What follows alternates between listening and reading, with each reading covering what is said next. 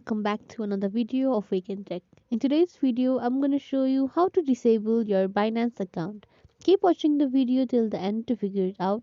Don't forget to subscribe to our channel and hit the bell icon so that you never miss any updates from us. So let's get started. Firstly, make sure that you have downloaded your Binance app and that you're logged in. Open up your Binance app, and once the main tab is open, click on the little person figure at the top left corner of your screen and scroll down till you see security. Tap on it and then it should take you to this page.